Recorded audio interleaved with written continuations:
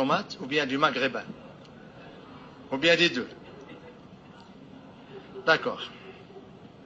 Alors, en tant que diplomate, je voudrais tout d'abord dire que je connais le ministre Sahel. J'ai beaucoup de respect pour lui et pour ses convictions.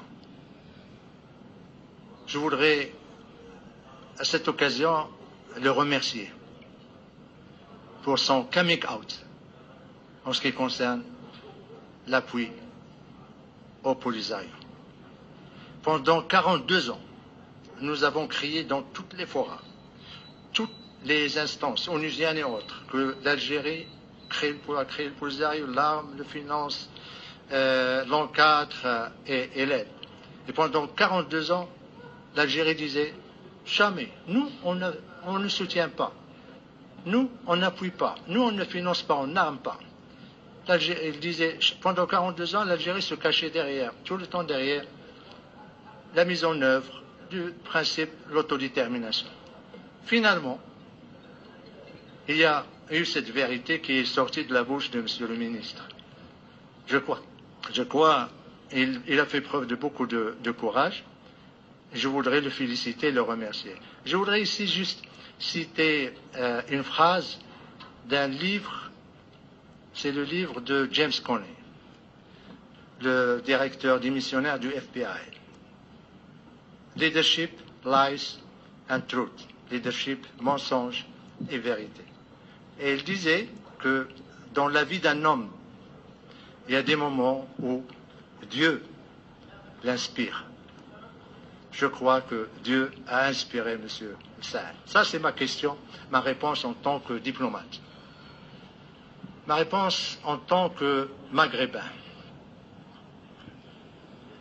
Je vais lui dire, Monsieur le ministre, le maghrébin que je suis est choqué par cette comparaison avec le soutien du Maroc et de la Tunisie à la lutte de libération du peuple algérien. La comparaison est scandaleuse.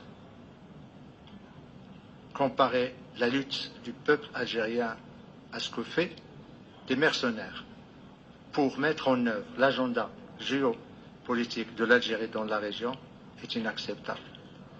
Je voudrais lui dire également, en tant que maghrébin, que c'est une insulte à la mémoire de tous les martyrs maghrébins.